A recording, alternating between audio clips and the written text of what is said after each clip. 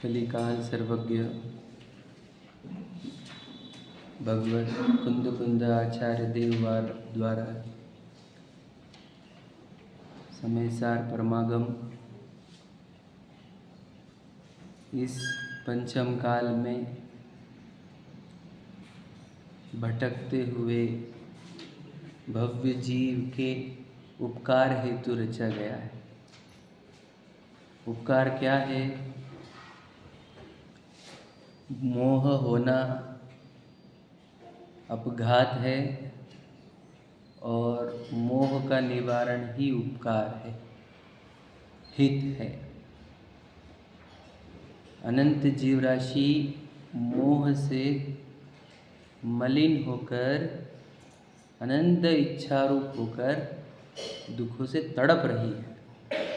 अनंत जीव राशि है और इन अनंत जीव राशि में से कुछ भव्य जीव, कुछ ठीक ठाक जीव मनुष्यत्व को प्राप्त करते हैं, जैनत्व को प्राप्त करते हैं, परंतु इतना सौभाग्य नहीं है कि जिनवाणी पढ़ सके, सुन सके। ऐसे भी है कुछ, समझ रहे? तो परंतु जैन धर्म को प्राप्त किया है तो इनको तो अवसर है कि ये उस मोह से बाहर आ सके। तो ऐसे जीव जो पंचम काल में आएंगे और इनका हित होना होगा, इसलिए ही इस समयसार जी की रचना हुई थी। हमारे आपके जैसे जीव, जब हम अपने आप को प्रश्न पूछेंगे कि मैं कौन हूँ, तो हमको उत्तर कहाँ मिलेगा इसका? मुझे मेरे बारे में कौन सच सच बताएगा? किसको पता है कि वो कौन है स्वयं, और कौन मुझे बताएगा कि मैं स्वयं कौन हूँ? अनंत जीव सब भटकते हुए हैं इस संसार में, इन्हें सभी भ्रमित है, हिप्नोटाइज्ड है। ये हिप्नोटाइज्ड हुई वाली दुनिया में मुझे मेरा स्वरूप बताने वाला कौन है? तो अब उनको भी पता था कि अब वैसे जीव रहेंगे नहीं, ज्ञानी जन बहुत कम रहेंगे, तो शास्त्र से ही होगा काम। शास्त्र में ही लिखा जाएगा कि हमारा मूल स्वरूप क्या है। तो इस आगम में भी परमागम, आगम पूरे विश्व की चर्चा, परमागम अपनी वस्तु की चर्चा करेगा। इसलिए समयसार जी ऐसी 5 परमागम की रचना आचार्य कुंद ने की। और समयसार ग्रंथ तो मूल उद्देश्य ये है कि वो मोह के नाश के लिए रचा गया है, स्वयं के भी और हमारे भी। पढ़ने और सुनने वाले का अनादिकाल का मोह नाश हो, उस उद्देश्य से ही इसकी रचना हुई है, समझ रहे? तो प्रथम अमृतचंद्र जी ही इसकी टीका करते हुए कहते हैं कि जब अवतार होगा उसके पहले उन्होंने कलश चढ़ाए कि हम उस समयसार को नमस्कार करते हैं जो, बोलो कैसा है, जो स्वानुभव से प्रकाशित होता है, जो सबको जानता है, जो चेतना स्वभावी है और जो एक सत्ता है अनादि अनंत। हम उस समयसार को नमस्कार करते, समझ रहे? सोचो किसको नमस्कार किया गया, क्लियर कट बता दिए। यहाँ पर कोई व्यक्ति को नहीं, बोलो एक वस्तु को नमस्कार किया गया। यहाँ पर तो वस्तु को, यहाँ पर गुणों को भी नमस्कार नहीं है, समझे कि नहीं? एक विश्व की सबसे महान वस्तु, कौन सी महान? अरहंत सिद्ध को क्यों नहीं किया?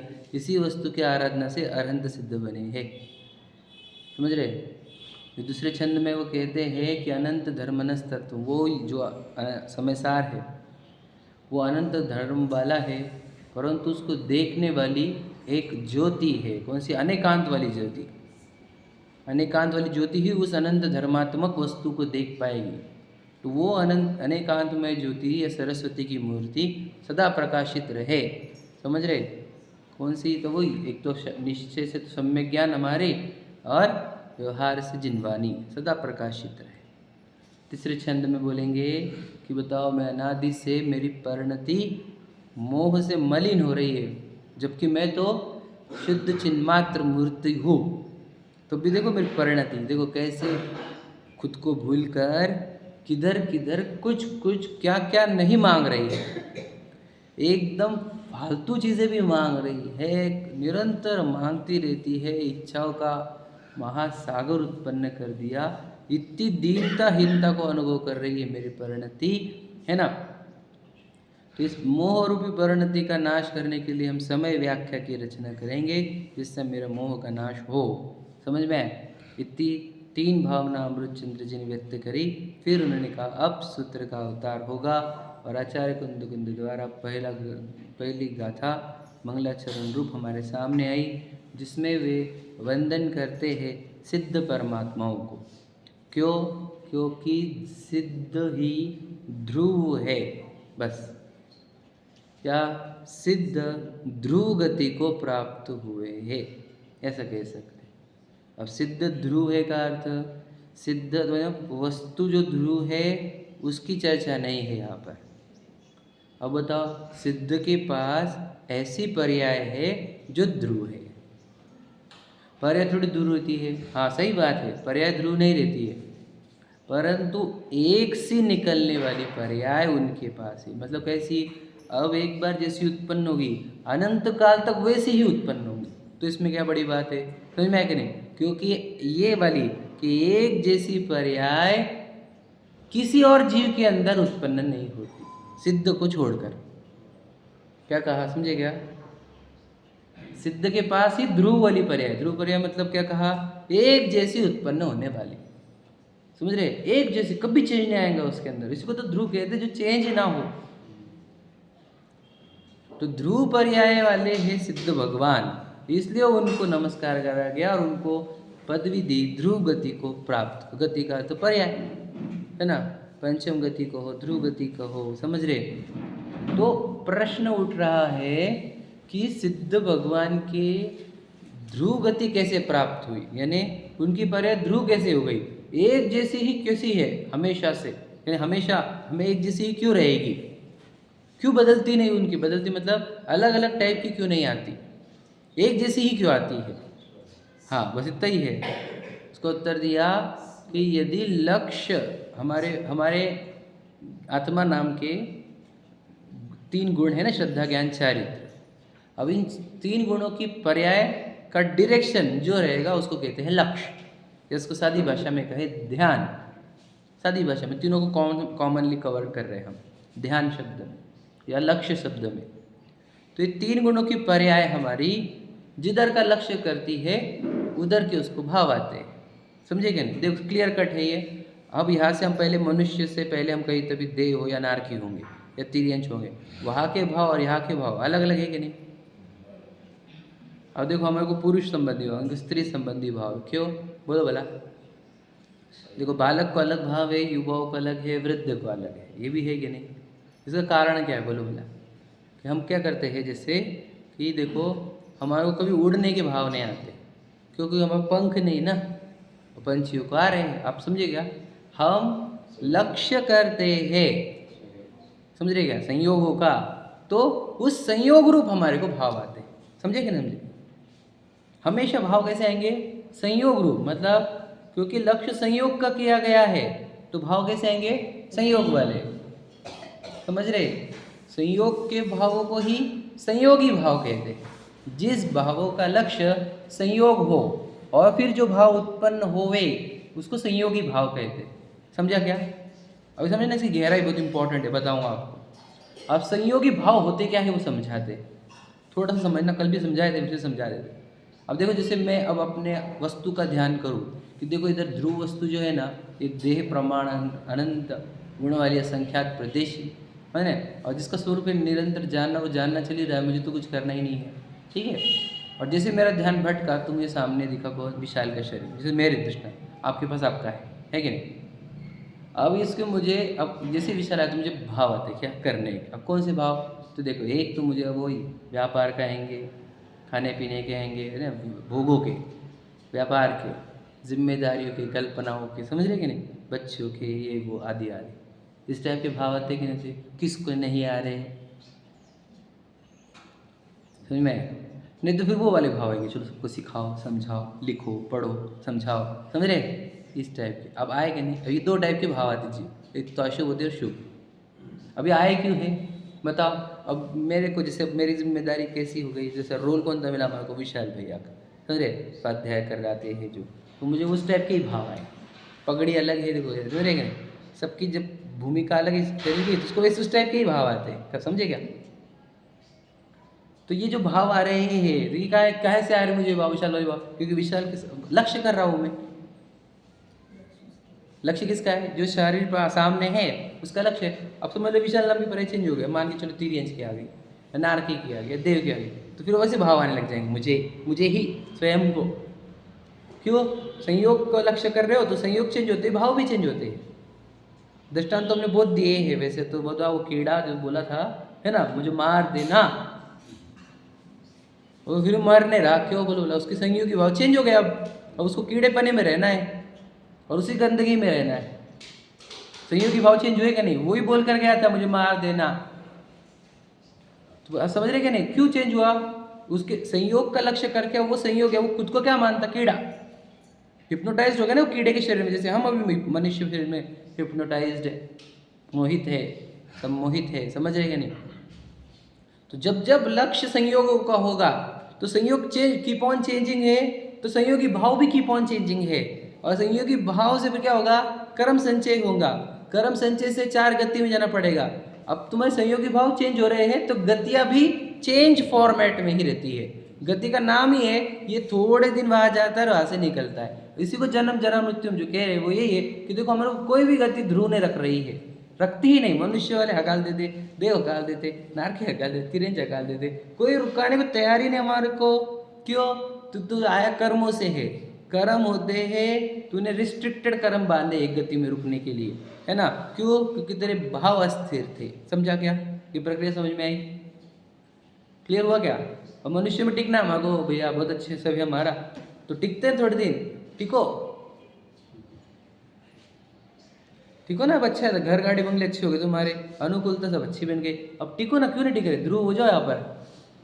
माइकल जैक्सन को ध्रुव होना था ना, कितने ऐसे राजा महाराज सबको भोजनों को ध्रुव होना था, पिरामिड बनाया उन्होंने, ध्रुव हुआ क्या कोई, ये बताओ हमारा। क्यों, क्योंकि गतियाँ अध्रुव है, अध्रुव गतियाँ क्यों, क्योंकि कर्मों से मिलती है। कर्म कैसे बनते, भावों से। कौन से भाव हुए थे, संयोगी भाव, मतलब चेंजिंग वाले, क्योंकि संयोग चेंज होते होते संयोगी भाव भी चेंज होते। अब मनुष्य की ही बात करो तो मनुष्य जैसे पुरुष का शरीर है तो पुरुष संबंधी भाव है, तो जिंदगी भर एक जैसे बात थोड़ी है। हमने क्या कहा, एक समझो जैसे उम्र बढ़ रही तब भी चेंज होते जा रहे हैं, बराबर है, बालक युवा वृद्ध वैसे में वो भी चेंज होंगे।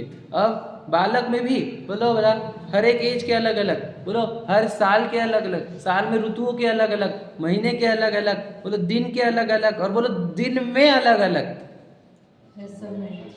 हर समय अलग अलग। जब भाव तेरे अस्थिर है तो गति अस्थिर की डिमांड क्यों है, समझ रहे कि नहीं।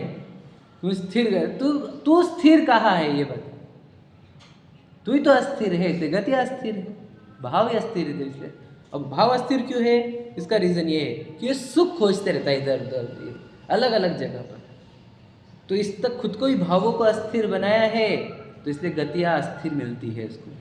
अब सिद्ध भगवान की बात करो, अब उन्होंने क्या किया, वही 3 गुणों की पर्याय, समझ में, जिसको हमने क्या कॉमन बोला, ध्यान, लक्ष्य, और उसका लक्ष्य भीतर किया, समझे, किधर, ध्रुव वस्तु की ओर, समझा। तो क्या हुआ, अब भाव कैसे आएंगे, एक ही टाइप के, क्यों, लक्ष्य एक को ही कर रहे नॉन स्टॉप, तो लक्ष्य एक का किया जाएगा तो एक ही टाइप के भाव आएंगे। कौन से, अब देखा किसको तुमने, ज्ञान दर्शन स्वरूप आत्मा को, तो कौन से भाव आएंगे, जानने देखने के। अब जानने देखने के भाव चेंज हो रहेगा नहीं, तो गतियाँ क्या को, गतियाँ क्या को चेंज, इसको कहते हैं ध्रुव गति। समझ में आया। तो मुझे बताओ क्या चाहिए हमको, ध्रुवता चाहिए कि वैसे चेंजिंग ही चल जाएगी, बस चेंज। मुझे तो किराए का घर क्यों नहीं चाहिए आपको, कभी आके बोलते वहाँ खाली करो, वह खाली करो, तो घर किराए का नहीं चाहिए मेरे को। गति भी किराया कीजिए भाई, कभी भी हटा देते ना, हटा देते। और इतना तो लॉजिकल है कि मुझे बार बार चेंज नहीं करना पड़े, ऐसा घर मैंने लेना चाहिए, इतना तो लॉजिकल। तो जो तुम दुनिया में कर दो वही यहाँ पर करना है, समझे क्या नहीं। किराए का घर अच्छा नहीं, इतना सिंपल है, मतलब इतना कठिन है क्या समझना। तो मुझे सिद्ध दशा क्यों चाहिए, ध्रुव है वो, ध्रुव गति, समझ में। वहाँ पर एक बार आप बैठ गए तो आपको भी कोई हट गया, दुनिया की ताकत नहीं हटाएगी तुम्हें। तो ऐसा तो जीना चाहिए, इसी को तो लॉजिकल जीना बोलते हैं, इसी को तो मैच्योर्ड समझदारी वाला जीवन बोलेंगे, है कि नहीं। और तुम ऐसी जीत करे कल्पना में तो फिर कैसे होगा कुछ। क्लियर हुआ पहला पॉइंट। तो ध्रुव का अर्थ समझा दिया हमने, समझ में आएगा। अब इसमें से देखो पर लक्ष्य का बात करी हमने कि पर लक्ष्य ही अनंत दुख का कारण है। दुख का कारण कर्म नहीं, चार गतियाँ नहीं, पर लक्ष्य। पर लक्ष्य हुआ कि इच्छा उत्पन्न होती है, बराबर है, समझ रहे कि नहीं। पर लक्ष्य हुआ कि जैसे हमने बताया बाहर लक्ष्य आय विशाल क्यों लगे, एक तो अशुभ या शुभ, दो में से एक भाव आएगा, एक ना एक भाव आएगा। रुकता क्या, मैं बोल रहा हूँ दिन भर में हमारी रुकी क्या, मुझे बताओ, रोक कर बताओ, चलो आप। मैं क्या बोल रहा हूँ, शरीर का लक्ष्य भी रहे और भाव भी रुके, ये असंभव है। शरीर का लक्ष्य रुके, इसलिए तो आपको एकांत में बैठने को बोला था, वो भाव रुके इसके लिए। समझ में आया कि नहीं, कैसे बैठने को बोला, एकदम स्टेबल, वो हिलेगा तो वापस लक्ष्य हो जाएगा उसका, समझेगा नहीं। सीधा बैठ, हिलने डुलने वाले कपड़े भी नको, आवाजें नको, समझेगा सामायिक क्या होता है। और आवाज तो इंग्लिश ना, इसलिए तो बोला 3:30-4 बजे उठ वो टाइम पे आवाज नहीं रहती, सीधी बात है। बोलो, जब जग विषयों में रच कर गाफिल निद्रा हो अर्ध निशा का सन्नाटा, समझ रहे, वन में वंचारी चर तो शांति में आकुल मानस, तुम खुद तत्वों का चिंतन कर, खुद मैं तो जीव तत्व अपना। तो आपको एकांत चाहिए ना, मतलब क्या, पर लक्ष्य ना, शरीर का लक्ष्य नहीं होती तो एकांत बोला आपको, तो स्वलक्ष्य से ही पूर्ण सुख होगा, अनंत सुख होगा। पर लक्ष्य से अनंत दुख है, ये बात हमने कल बताई थी। दृष्टांत तो हमने दिए थे नकुल सहदेव का, और एक दृष्टांत जो देखने योग्य है वो ये है, बताओ। वही हमेशा से देता हूँ मैं कि गौतम गणधर को निर्वाण तब तक, केवल ज्ञान तब तक नहीं हुआ, बोलो, जब तक भगवान महावीर जी का लक्ष्य था। मतलब लक्ष्य सोचो कितना बड़ा, भगवान महावीर का, जिनके देश में सुन रहे हम, उनके लक्ष्य से केवल ज्ञान रुक गया, बताओ किस करीब बात है क्यों बोलो भला, भगवान महावीर जी का लक्ष्य विशुद्धि था कि नहीं था, क्या संक्लेश था कठिन नहीं, नहीं बोलना, चेंजिंग वाला था, वेरी गुड, क्योंकि पर संयोगों का लक्ष्य कर रहे थे।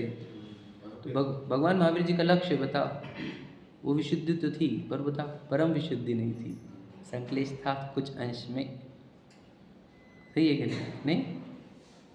हाँ या नहीं क्यों बोले, हाँ, अरे होता है नहीं, उस दिन शस्त्र रचना भी संक्लेश होता है करके, उस दिन बताए थे ना, समय व्याख्या की टीका भी संक्लेश ही है एक अपेक्षा से।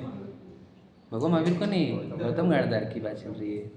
भगवान महावीर तो भगवान बोल दिया उनको हमने, उनका संक्लेश है ठीक है नहीं, गौतम गणधर की बात कर रहे हैं, समझ रहे कि नहीं, समझ में आया तक कि पर का लक्ष्य रहेगा, लक्ष्य तो हमारा बहुत अच्छा है ना, भगवान महावीर जी है ना। बताओ केवल ज्ञान नहीं होगा, परम विशुद्धि नहीं होगी। परम विशुद्धि कब होगी, जब स्वलक्ष्य ही बना रहेगा। और मैं आपको बोला ना, मेरी बात आपको ऐसी लगे तो सिर्फ प्रतिमा देख लेना, प्रतिमा जी क्या बोल रही है ये समझो आप, ये इसके सिवा सेकंड मैसेज नहीं, कुछ भी एक ही मैसेज है, स्वलक्ष्य का।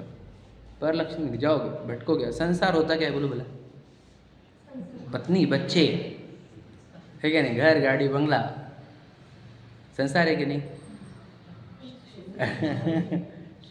स्वलक्ष्य छूटना ही संसार है। उसमें लक्ष्य में चाहे पत्नी बच्चे हो, चाहे भगवान महावीर हो, है किसी बातें कर रहे, समझे क्या कुछ कहा हमने, स्व का लक्ष्य छूटना ही संसार है, संसरण। पर लक्ष्य हो जाना, यानी स्वलक्ष्य छूटना कहो कि पर लक्ष्य हो जाना, वो एक ही है। वो तो यही संसार है और हमारे को इस संसार से मुक्त होना है। स्व का लक्ष्य करो और कोई उपाय नहीं, समझ में। तुमने कुछ पढ़ा, चलो आगे का पढ़ते अपन। ध्रुव शब्द को हमने यथासंभव प्रयत्न किया है समझाने को आपको, और समझ में आया कि अगर भगवान जी सिद्ध भगवान याद आ रहे तो क्या याद आना चाहिए, ध्रुव। और अगर आप टिकना चाहते हो यहाँ पर तो याद रखना, यहाँ पर टिकने की तो कोई व्यवस्था है नहीं। अगर आपको टिकना है तो आपको सिद्ध बनना होगा, सिद्ध ही टिक सकते, बाकी कोई टिकता नहीं दुनिया में, सब बुर्र हो जाते, बुर्र, समझ में कि नहीं। सिर्फ सिद्ध भगवान ध्रुव है, बाकी कोई ध्रुव नहीं है इस दुनिया में, समझ में आगे, सबकी पर्याय ध्रुव है। ठीक, चलो तो हमने देखो पेज नंबर 20 पर तो हमने सेकंड लास्ट पैराग्राफ पढ़ लिया था, है ना।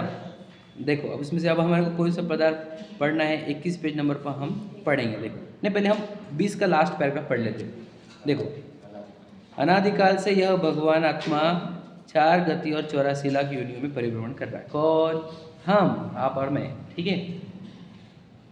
पर भावों के निमित्त से होने वाले परिभ्रमण के रुक जाने से पंचम गति अचलता को प्राप्त हो गए। अब ध्रुव के बाद एक वर्ड था अचल, तो वो अचलता का अर्थ ये क्या, अब 4 गति नहीं, 84 लाख यूनियन नहीं, स्विचिंग नहीं, तो अब कैसा रहेगा, अचल।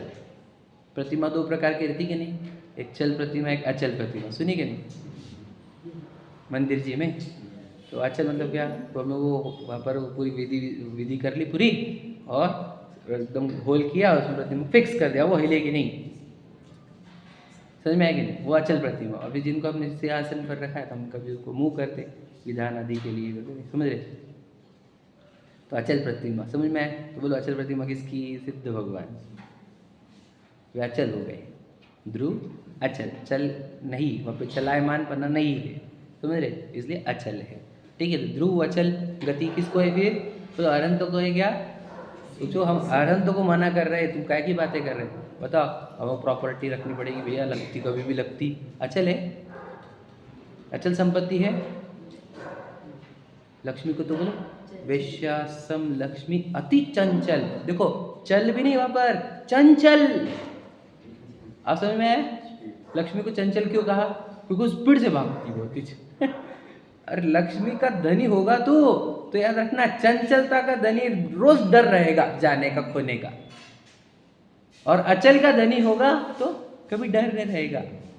इसलिए अचल चपला बोला भी जाता है इसको, हाँ ये बोलो, इसमें पांचवी ढाल में ना, सुरधनु चपला चपलाई, चल है ये, चल चल मतलब चंचल है, ये सब लौकिक चीज सभी चंचल है। और फिर एक अचल तो सिद्ध दशा, ठीक। तो ध्रुव और अचल शब्द बताए। अब अनुपम की बात पढ़ेंगे, 21 पे पहला पैराग्राफ। चारों ही गतियां दुखमय है, बताओ कोई सुखरूप देवगति, सिर्फ कल्पना करो, देवों के पास एक तो इतनी सारी रहती है, 32,000, ये वो, मुझे नहीं पता है संख्या क्या होती है, उसको पता है क्या, एक के पास कितनी जो रहती मान, बहुत सारी देवियाँ, हाँ कम से कम 32, हाँ मिनिमम 20, हाँ मिनिमम 32, सोचिए, हाँ, और विमान आदि आदि, समझ रहे, कोई भूख लग रही नहीं, बूढ़े हो रहे नहीं, बीमार हो रहे नहीं, समझ रहे, इस टाइप का उनका जीवन, तो सुखी नहीं हुआ। जो जिस टाइप से मेहनत कर रहे हैं, हम जो अचीव करना चाह रहे हैं वो तो वहाँ पर ऑलरेडी है, बराबर है। और हमने कल्पना क्या करी, जब मैं ड्रीम मैंने रखा है, वो मेरा ड्रीम अचीव हुआ तो मैं सुखी हो जाऊँगा, ये मेरा ड्रीम है ना। तो आपका जो ड्रीम अचीव करने का आपको, वो तो ऑलरेडी वहाँ पे अचीव है, वो सुखी नहीं है क्या। तो यही तो हमको समझना ही होगा, अगर हम समझे नहीं, देवो भी दुख है देव में, विचारों मुक्ति की भावना आएगी नहीं, सिर्फ अमीर होने की भावना आएगी, अनुकूलता खड़ी करने की भावना आएगी। हम बोल रहे देवों जैसा अनुकूलता किसी के पास नहीं है, समझ रहे, और वो सुखी नहीं है, इससे कुछ तो समझना आना चाहिए हमको, अनुकूलता का और सुख का कोई संबंध नहीं है। मतलब ये इतनी बेसिक चीज़ अगर हम नहीं समझ पाएंगे तो हमारे मुक्ति की तरफ ध्यान ही जाता नहीं, अनुकूलता की तरफ ध्यान जाता है बस। इसको सुखी भी हम अनुकूलता से ही देखते हैं, बताओ कैसे देखा, पूरा जीवन अनुकूलता जुटाने में लगे वाला है, तो बताओ इतने तो मूर्खता हो ही नहीं चाहिए हमारा। अनुकूलता जमा करने, और अनुकूलता का सुख का संबंध है, अनुकूलता हमने बताया ना कितने है, बताओ अनुकूलता अंबानी को कम है क्या, सुखी है क्या, बताओ मेरे। अच्छा अंबानी तो ध्रुव है कि नहीं बताओ, धीरू भाई अंबानी ध्रुव ने रहा, समझिए कि नहीं। अच्छा मुकेश अंबानी ध्रुव है ही नहीं, कुछ ध्रुव नहीं है। अंबानी की बात करें, वो समझ लो एलान मस्क, वो ध्रुव है कि नहीं, बताओ कुछ तो समझो, कुछ कैलकुलेशन आनी चाहिए। ध्रुव एक शब्द से समझ जाना चाहिए, कुछ नहीं सब टेम्पररी फालतू है, समझ में कि नहीं, टेम्पररी नाटक है ये बस। ध्रुव तो एक ही जगह है, बस एक ही जगह है, वो इधर चल जाओ अंदर, और अंदर तुम परमानेंट रह सकते हो, बाकी कई जगह परमानेंट नहीं रह सकते हो, समझे कि नहीं। अपने सीधी बात है, अपने घर में से कोई निकालता नहीं, दूसरे घर में जाओगे तो निकाले ही जाओगे। अपना घर किधर है, ऊपर है क्या, इधर है समझ रहे कि नहीं। ध्रुव इधर है उधर नहीं, ध्रुव में जाओ तो उधर अपने आप चले जाओगे, समझ रहे। देखो तो चारों ही गतियाँ दुखमय हैं और यह पंचम गति सुखमय है। जगत में कोई भी पदार्थ ऐसा नहीं है कि जिससे इसकी उपमा दी जा सके। मतलब क्या कि बताओ सिद्ध भगवान कैसे सुख है, करो उपमा करो, चलो आपको दे रहे हैं हम, चलो आप जो अच्छा उपमा देगा उसको 1,00,000 रुपये नगद पारितोषिक। कि सिद्ध भगवान के सुख को उपमा देकर बताओ, तो इससे क्या अनुपम, इसको उपमा ही नहीं दी जा सकती। कोई भी पदार्थ, दुनिया का कोई भी पदार्थ लाओ और उसकी उपमा देकर बताओ तो आप उपमा नहीं दे सकते। अनुपम है वो एकदम। उपमा उसकी क्या कही जाए, सोचो। एक बार अंदर गए, अनंत सुख क्या कहे हम, अव्यबाध सुख उत्पन्न हो गया, समझ रहे। और वैसे ही रहने का हमेशा, रहिए अनंत अनंत काल यथा तथा शिव परिणय, समझ रहे। हमेशा ऐसे ही रहने का। अब इस सुख को बताओ तुम, उपमा करके कंपेयर करके बताओ, तो ये अनुपम है वो सुख, समझ रहे कि नहीं। अनुपम है वो। ये शब्द का वैल्यू समझो। आचार्य कुंद कुंद लिख रहे, ध्रुव अचल मणो हवम गति पत्ते, ध्रुव अचल अनुपम, अनुपम कह रहे आचार्य कुंद कुंद। कलिकाल सर्वज्ञ, इस काल के सर्वज्ञ कहे जाते जिनको, जिनको मंगलाचरण में गणदौड़ के बाद स्थान दिया गया, वे हमारे को क्या कह रहे हैं। पहली गाथा में तो कह दिया उन्होंने, ध्रुवता चाहिए कि अध्रुव चाहिए, ये बता। अचल चाहिए कि चल चाहिए, अनुपम चाहिए कि उपमा योग्य चाहिए, बता। इतने ऐसे गजब के सिद्ध भगवान हैं। और फिर ये गजब के सिद्ध भगवान क्या कर रहे हैं, वो क्या कर रहे हैं हमारे लिए, हमारे को बता रहे हैं। बताओ क्या क्या क्या बता रहे, पढ़ेंगे अपन, चलो आते।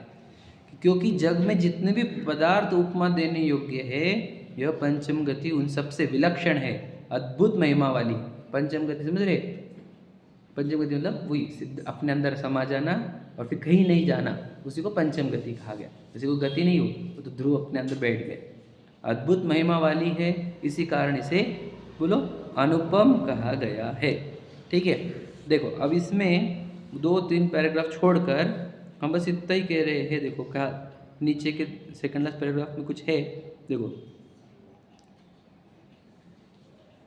हाँ, बस इतना क्या कह रहे हो। अब हमने, अब देखो नीचे से दूसरा पैराग्राफ और तीसरी लाइन, इस अविनाशी, अविचल, अमल, अनुपम और अपवर्ग गति को प्राप्त सभी सिद्ध परमात्माओं को नमस्कार कर आचार्य कुंद कुंद देव इस समय प्राप्त शास्त्र को रचने की प्रतिज्ञा करते हैं। एक वर्ड रह गया, कौन सा बोलो भला, अचल, अमल, अमल, अमल। अब अमल शब्द कहाँ से आया, तो जय सेनाचार्य जी की टीका में से आया। उन्होंने अचल शब्द को नहीं रखा, उन्होंने अमल कर दिया उसको। अब उसने क्यों किया, क्योंकि ध्रुव और अचल एक जैसा लगता है, समझ रहे क्या नहीं, इसलिए उन्होंने अचल को उन्होंने कहा अमल। सेम है, क्या है, हमने क्या कहा, शैली है। अमल, अमल, अचल तो लिया अमृतचंद्र जी ने, जय सेनाचार्य जी ऊपर लिखा है, देखो तीसरे पैराग्राफ में उन्होंने अचल के स्थान पर अमल पद भी लिया है, तीसरे पैराग्राफ में दूसरी लाइन, समझ रहे क्या। तो वो अमल, अमल क्यों कह रहे हैं, क्योंकि बताओ सिद्ध भगवान ही ऐसे ही, बोलो बड़ा क्या, प्योरेस्ट फॉर्म में, नहीं परमानेंट नहीं, वो तो अचल हो गया। अमल का अर्थ क्या, प्योरेस्ट, प्योरेस्ट, प्योरेस्ट मतलब क्या, जीरो इम्प्योरिटी। इम्प्योरिटी अब तो ये आप गोल्ड के चल ही रहा है, सबको तो पता है इम्प्योरिटी, जीरो इम्प्योरिटी। कौन सी इम्प्योरिटी रहती बोलो, द्रव्य कर्म, भाव कर्म, मनोकर्म। ना उनके अंदर भाव कर्म में मोह राग द्वेष वाले, मतलब ज्ञानावर्णादि 8 कर्म वाले द्रव्य कर्म नहीं है, समझ में। और शरीर पत्नी बच्चे आदि 9 कर्म नहीं है। इसलिए अमल शब्द भी सिर्फ सिद्ध को ही सूट होता है। जैसे ध्रुव शब्द सिर्फ सिद्धों को सूट होता था, वैसे ही अमल शब्द भी सिद्ध को ही सूट होता है। और कोई बता अमल आपके नज़र में, नहा कर आए तो बढ़िया अमल हो जाते कि नहीं हम, एकदम क्लीन की हमने, डीप क्लीन बॉडी को, तो बताओ अमल हो गए कि नहीं, बोलो ऊपर अमल मल भर्यो भीतर, कौन विधि घट शुचि कहे, समझ रहे। ऊपर अमल सुंदर, सुंदर, अंदर देखो कि मल मूत्र भरा हुआ। मैं तो इसको बोलता हूँ हमेशा, बोलो किसी शब्द गलत लगेंगे, बोलो मल को ऊपर टॉपिंग अच्छी रख दी हमने, प्लेट में आप मल रखा और टॉपिंग बढ़िया करी, सिजलिंग, समझे, सीजनिंग, सॉरी सीजनिंग कर दी हमने बाहरी, और अंदर तो सब मल। वैसा ही है ये बॉडी, सीजनिंग चमड़ी की हो गई, समझे, टॉपिंग अच्छी कर दी और अंदर सब गंदगी। और बोला कर्म होते अगर काल्पनिक में, कल्पना में, तो बोलते इतने हंसते वो, बोले देख गधा, देखो बोले गधा, बोले इतनी गंदी चीज़ दी हुई मैंने इसको और उस गंदी चीज़ में पागलपना कर रहा है और दूसरों की भी गंदी चीज़ देखते बैठता है और उसी में उलझते रहता है, वही विचार करते रहता है, इससे तो गधा कोई नहीं होगा। कुछ कहा समझा क्या? हंसते हैं आप लोग पर, इतनी गंदी चीज़ देती मैंने तो इसको, हाँ क्या गंदा अंदर से भरा हुआ, उसमें उलझा रहता है पागल, और दूसरों की भी गंदी चीज़ ही देखता है और रस उसी का है, उसी का विचार, उसी के थिंकिंग, उसी के व्यावसाय, उसी के जोक्स। इससे गंदा तो और कुछ हो ही नहीं सकता। हंसेंगे हमारे ऊपर कि क्या ये मूर्ख है, ये कौन अनंत गुणों का वैभव वाला कैसे गंदगी में लुट रहा है। जैसे सूअर को देख कर हमको लगता है, जैसे ज्ञानियों को हमको देख कर लगता है तो लौट रहा है। देखिए पागल नाली में, नाली से नहीं, नवद्वार बहे गिनकारी, नाली में, नाले में लगे हुए हम, नाले में जहाँ से 9 द्वारों से गंदगी बह रही उस नाले में, और वो पसंद है, दूसरों की भी पसंद है, और वो तो अन्याय वाली भी पसंद है, जो हमारे भाग्य की नहीं है तो उसको भी देख रहे हैं। बताओ इससे तो क्या हो सकते हैं हमारी परिणति, और इससे गंदगी हो ही नहीं सकती परिणति में, समझे कि नहीं? सोचो कितने लेवल पे गिर गए हैं हमारे विचार करने की क्षमता, हमारी समझदारी, हमारा विवेक कितना सोया हुआ है। तो मेरे को इसलिए जागरूक होना होगा, समझ रहे कि नहीं, ये जगाने के लिए हमारे। तो बताओ अमल वाली उपमा सिर्फ सिद्ध भगवान को, ठीक है। अब आचार्य कुंद क्या कह रहे हैं? अब हमने नमस्कार कर दिया, कौन हमारे श्रेष्ठ जो है इस विश्व में, बताओ सिद्ध से श्रेष्ठ कौन? अब समझ में आपको? क्योंकि देखो कोई श्रेष्ठ नहीं, क्योंकि कोई ध्रुव नहीं, कोई अमल नहीं, कोई अनुपम नहीं, तो सिद्ध से श्रेष्ठ कोई नहीं दुनिया में है क्या? कोई श्रेष्ठ?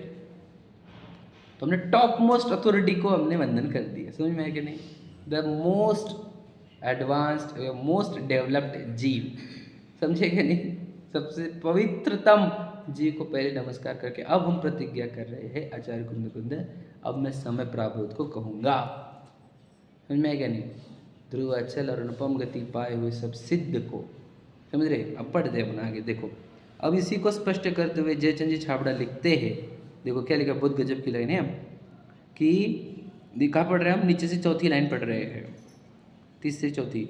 जिनके स्वरूप का संसारी भव्य जीव चिंतन करके उनके समान अपने स्वरूप को ध्याकर उन्हीं के समान हो जाते हैं, समझ में है कि नहीं? बस इतना ही पढ़ो, बस इतना समझाना है।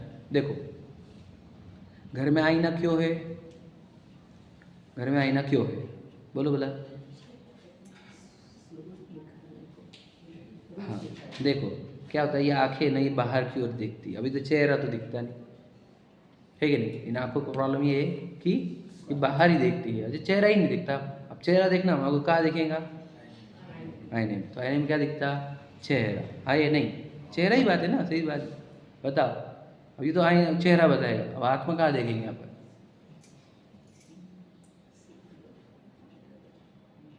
बोलो।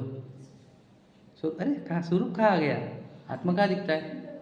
आत्मा का भी कायना है, उसी को सिद्ध भगवान कहते हैं, समझे क्या? आदर्श तुम्ही मेरे, तो आदर्श का अर्थ क्या होता है? मुझे उन जैसा बनना है, ये वाला लौकिक अर्थ है। आदर्श का अर्थ आईना भी होता है। आदर्श शब्द का अर्थ आईना, पहले पुराने के संस्कृत भाषा में शायद आईने को आदर्श शब्द से पुकारा जाता है, समझे कि नहीं? मिरर जिसको आप बोल रहे हो, तो वो सिद्ध भगवान आदर्श का अर्थ, जैसे ही सिद्धों को देखता हो, बताओ क्या दिखता है? मैं दिखता हूँ समझ में है? आईना में जैसे आईने में क्या दिख रहा? चेहरा दिख रहा है क्या नहीं? तो सिद्ध देखे तो क्या दिख रहा? वो मैं ही दिख रहा। अब हमारी नज़र चेहरे पे है तो हमारे को आईना देखने की भावना होती, और हमारे को नज़र हमारे अगर आत्मा पे तो हमारे को सिद्ध को देखने की भावना होती, क्योंकि सिद्ध देखते ही मुझे मैं दिखता हूँ। क्या कहा, समझा कि नहीं? आईने के दृष्टांत से बता रहे आपको। बताओ मैं कैसे दिखता हूँ?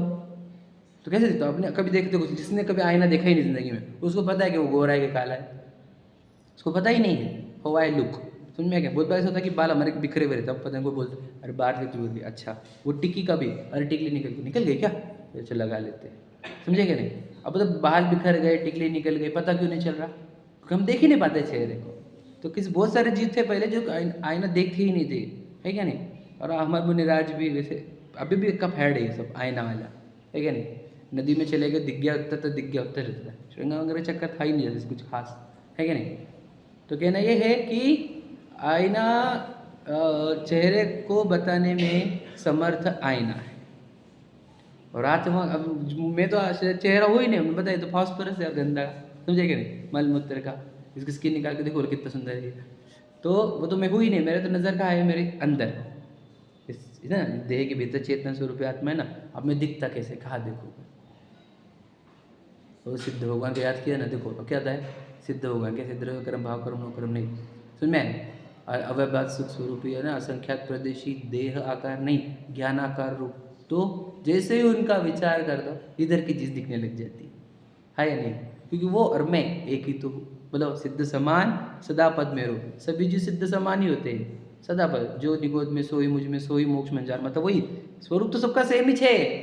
नहीं नहीं भैया, हम तो पुरुष है और वो सिद्ध है, हम तू क्या देख रहा पागल, बॉडी देख रहा है तू? नहीं नहीं, हमको राग द्वेष होती, तू भाव कर्म देख रहा है, वस्तु बता वस्तु, तू संयोग देख रहा है कि भैया उनके पास कपड़े ये वाले, उनके पास कपड़े, कपड़े कपड़े छोड़, बॉडी मनुष्य तो मनुष्य कॉमन है ना, समझे कि नहीं? वैसे ही बताओ, ये मेरा हमारा पुरुष शरीर, उनका स्त्री शरीर है, उनका तीन शरीर है, अरे शरीर शरीर देख रहा है, वस्तु वस्तु देख, समझे कि नहीं? एक ही तो वस्तु है, सिद्ध समान और मैं, सिद्ध और मैं एक ही तो वस्तु है, तो सिद्ध भगवान को देखते ही क्या दिखता है? मैं, इसलिए कहा, देखो लाइन क्या पढ़ो, मैंने पढ़ाया फिर बोला, देखो जिनके स्वरूप का संसारी भव्य जीव चिंतन करके उनके समान अपने स्वरूप को देखा कर उन्हीं के समान हो जाते। मतलब क्या, अब तुम बार बार सिद्ध भगवान को देखोगे, अपने अंदर का दिखेगा, और अपने का अंदर वैसा देखोगे तो होगे, वैसे ही बनोगे, समझे कि नहीं? क्योंकि सिद्ध को देखोगे अंदर तो सिद्ध बन जाओगे। मतलब सोचो, सिद्ध बोलो, सिद्ध क्या है फिर हमारे लिए? आईना के आदर्श, बोलो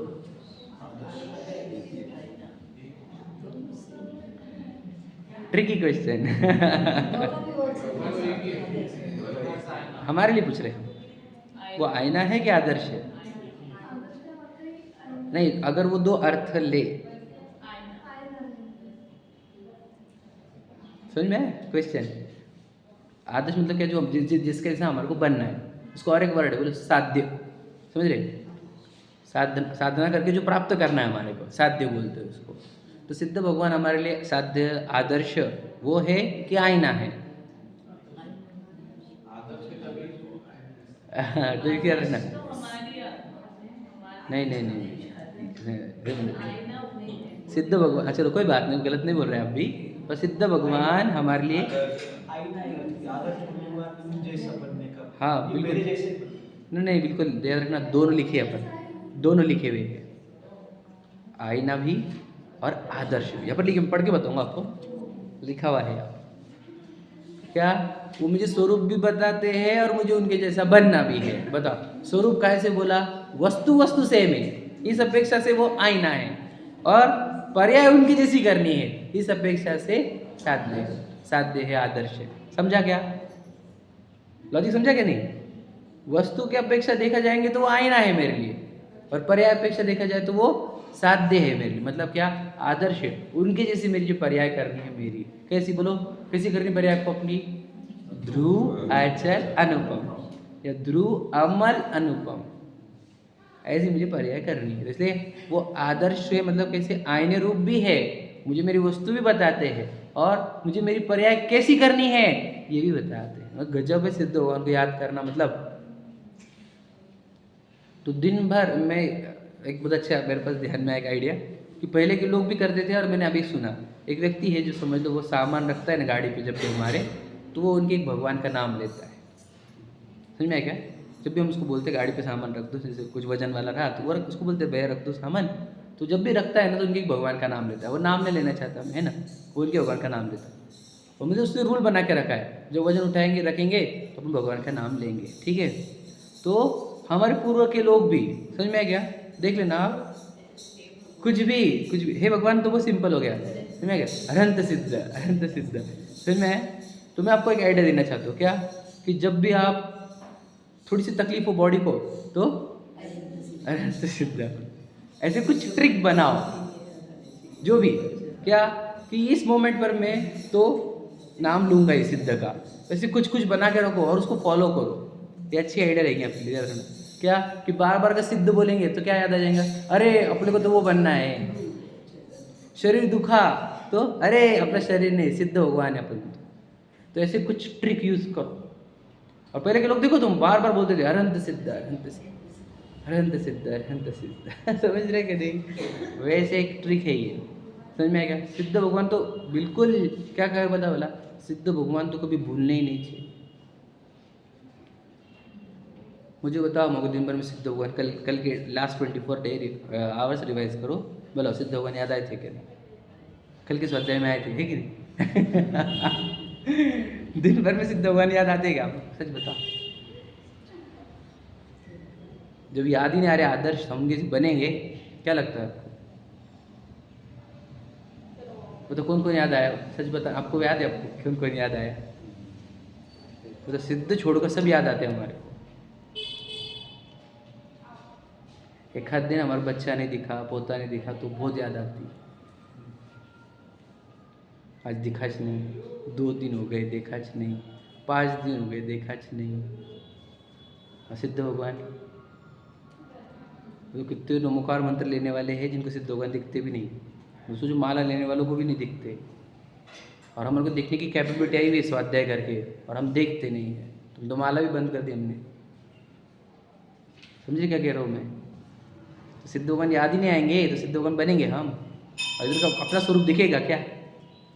विशाल याद आए तब बोलो, कब कब जब जब विशाल ध्यान में आए तब सिद्ध बोलो। समझ में आए? ऐसे ट्रिक लगाओ तब आएगा, हमेशा बने रहेंगे सिद्ध भगवान। सिद्ध भगवान को सिर पर रखो अपने, हमेशा सिद्ध याद रहने चाहिए। तब हमको समझ में आएगा कि मेरा टारगेट क्या है।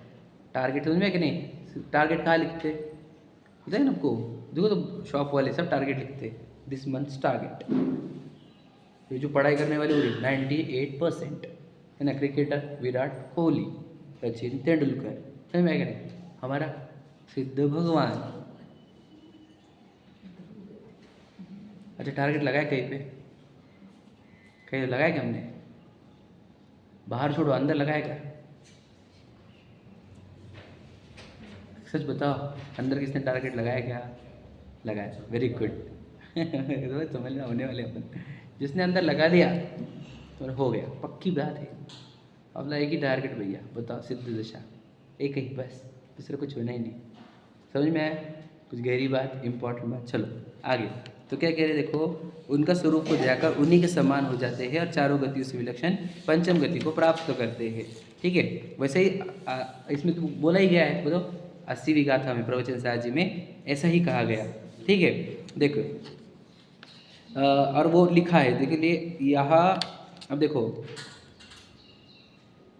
वो जो दूसरा पैराग्राफ पे लिखा ही है, देखो 22 पर, जो सिद्ध पद हमारे लिए साध्य है वह सिद्ध पद जिन्होंने प्राप्त कर लिया वे सिद्ध भगवान हमारे आदर्श है, क्योंकि हमें उन जैसा ही बनना है। तो वो आदर्श, यहाँ पर आदर्श अर्थ लिया गया और पिछले पेज पर आईना वाला अर्थ लिया गया। तो दोनों है वो, मैं क्या नहीं बताओ, द्रव्य से मेरे वो आईने हैं और पर्याय से मेरे लिए वो आदर्श है। समझ में आ गया? अब आगे देखो, यहाँ पे अब स्तुति वर्ड आया था, कौन सी? द्रव्य भाव स्तुति। ये कहाँ पर आया हुआ है? ये अमृतचंद जी की टीका में है, जिसको हमने स्किप किया था, है ना। तो द्रव्य भाव स्तुति से प्रभु वंदन तुम्हें अनंत, ये सिद्ध भगवान की पूजन में आया ना। तो द्रव्य स्तुति और भाव स्तुति क्या होती है, उसका स्वरूप है वहाँ पर। देखो वहाँ पर क्लियर लेते हैं, मैं समझाता हूँ आपको। द्रव्य स्तुति और भाव स्तुति का अर्थ जो समझाया गया है वो ये है, जब हम अपने तीनों पर्यायों को भीतर ले जाकर आत्मा में स्थिर होते ना, ये निश्चय स्तुति है। क्या कहा? हमारा श्रद्धा ज्ञान चारित्र आत्मा में रमा, समझे कि नहीं? रुका तो समझ लेना आप निश्चय स्तुति करी सिद्ध भगवान की। क्यों? देखो 3 पर्याय सिद्ध स्वरूप का ही ध्यान कर रही है। तो ये निश्चय स्तुति है भगवान जी की। मतलब सोचो सिद्ध भगवान की निश्चय स्तुति क्या होगी कि हम सिद्ध में रमे, सिद्ध स्वरूप में रमे। यही तो एक्चुअल स्तुति उनकी। एग्जाम्पल कि एक गुरु है, वो बोल रहे हैं कि बेटा जा जल्दी से और अपने ना वो एक विद्या अचीव कर ले और जल्दी आ जा, मतलब तेरा पूरी कंप्लीट हो जाएगी टीचिंग, बाकी सिखा दिया, एक विद्या रह गई भी, वो विद्या सीख कर आ जा बेटा, मतलब वहाँ पे जा प्रैक्टिस कर उसकी और आ जा सीख कर। और नहीं नहीं मुझे तो आपके पैर पड़ने हैं, मुझे आपके पैरों को दबाना है, मुझे आपके चरण छूने हैं। समझ में आया कि नहीं? बोले बेटा वो विद्या सीख गया। तो वो बच्चा वो गुरु की विनय कर रहा कि नहीं कर रहा? पैर छू रहा है, पैर दबा रहा है, चरण धो रहा है। गुरु की सेवा तो उस केस में क्या होनी चाहिए? आज्ञा का पालन।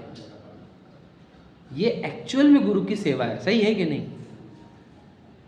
और वो भी है, वो व्यवहार से या उपचार से या बाद में के क्रम में, सेकेंडरी, प्राइमरी क्या, सही है कि नहीं?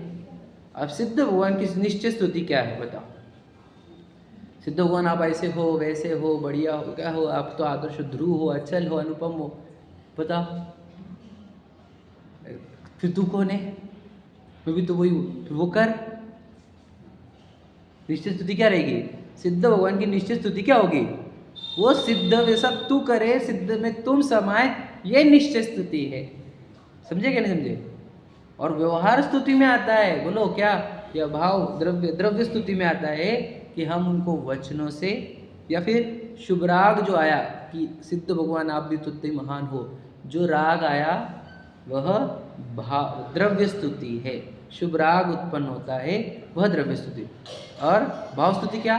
तीनों गुणों की पर्याय आत्मा में रमे, ये निश्चित स्तुति है।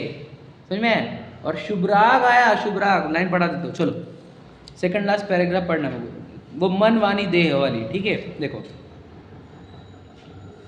स्वामी जी की लाइन है, मन वाणी देह तथा शुभाशुभ वृत्ति से भिन्न हो, इस प्रकार शुद्धात्मा की ओर उन्मुख होकर तथा राग वृत्ति से हटकर अंतरंग में स्थिर होना, सो भाव स्तुति है या निश्चय स्तुति है।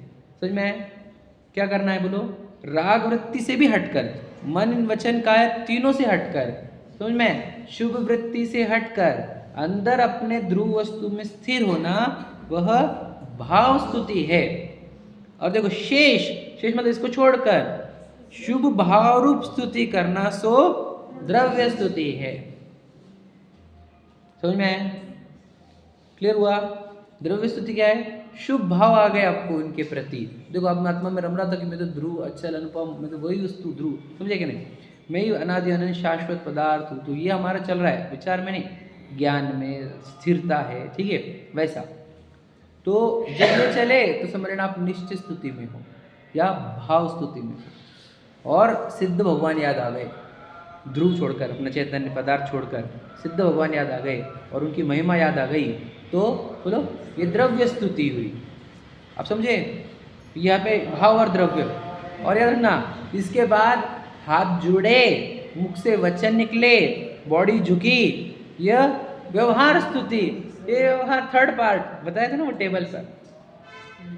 अब हमारी जितनी भी पूजन है, भक्ति है, स्तुति है, वो कौन से लेवल पर है ये बताओ यहाँ? अच्छा द्रव्य स्तुति है किसी के पास? अब भाव स्तुति क्या कहा? समझा? समझा कुछ? व्यवहार स्तुति पर ही टिक गए हैं और उसी को स्तुति मानते हैं, जबकि वो थी ही नहीं। वो तो बॉडी एक्टिविटी पौद्गलिक, पुद्गलों का परिणाम है वो, जिसको क्या बोल सकते, जड़ की क्रिया। हम वो नहीं बोल मत करो, हम कह रहे हैं कि वो जब द्रव्य स्तुति व्यवहार स्तुति चल रही है तो द्रव्य स्तुति तो अंदर हो। इसलिए तो क्या कहा? द्रव्य स्तुति मतलब क्या? उनके गुणों की महिमा आना, एकदम ऐसा लगना कि अहो भाव क्या है ये भगवान। सोचो इनके पास ध्रुवता है, मेरे पास अध्रुवता है, समझ रहे? इनकी परिणति अंदर राज कर रही, मेरी परिणति भीख मांग रही। समझे कि नहीं? कैसे धन्य आपने काम कर लिया, आप निकल गए, हम निकल रहे नहीं, मुझे तो बड़ा तकलीफ हो रही, डर लग रहा है इस संसार का। तो ये अगर अंदर चले हमारे, तो ये हो गई द्रव्य स्तुति। और आपकी परिणति भीतर ही रहती, मेरी परिणति भागती है बाहर, जैसे बाहर है ना, लज्जा आती मुझे मेरी परिणति की, ये अंदर चले तो ये लज्जा आती है, ऐसा बोल सकते हैं क्या? हाँ, उसी को आलोचना कहते, उसी को प्रतिक्रमण कहते। देखो सुनिए जी नाराज, हम क्या दोष किए हम? देखो मैं परिणति भागती पागल जैसी, कभी खाने में, पीने में, देखने में, सुनने में, टेस्ट में, टच में, तो ऐसा कर रहे ना, तो ये द्रव्य स्तुति है। वैसे अगर तुमने प्रतिक्रमण किया, निंदा करी अपने दोषों की और उनके आत्मा में रमने की प्रशंसा करी, तो क्या होगा, आपकी परिणति भी भीतर जाएगी। क्योंकि तुम बाहर जाने की निंदा करके आए हो, परिणति को डांट कर आए हो, छिड़ कर आए हो, गुस्सा करके आए हो, है कि नहीं? क्यों जाती तू बाहर पागल, समझे क्या नहीं? वो देख भगवान जी कैसे अंदर रमते, तो हम उसको परिणति को डांट कर आए, है ना, निंदा आलोचना करके आए उसकी, और अब भगवान जी के अंदर रमने की प्रशंसा करके आ गए, तो आपकी परिणति क्या जाएंगी, अंदर चली जाएंगी। वो परिणति बोलो, ये है भाव स्तुति। क्लियर हुआ? अब बताओ पुण्य का बंधन किससे होता है?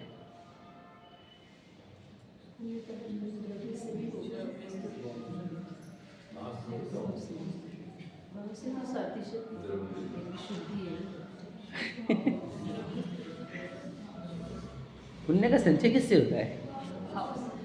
भाव स्तुति से, बराबर, शुभ भाव से।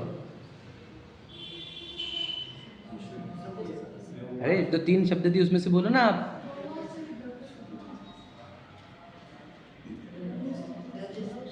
तीन शब्द सुने क्या आपने? कौन से 3 शब्द पहले? भाव स्तुति, द्रव्य स्तुति और व्यवहार स्तुति।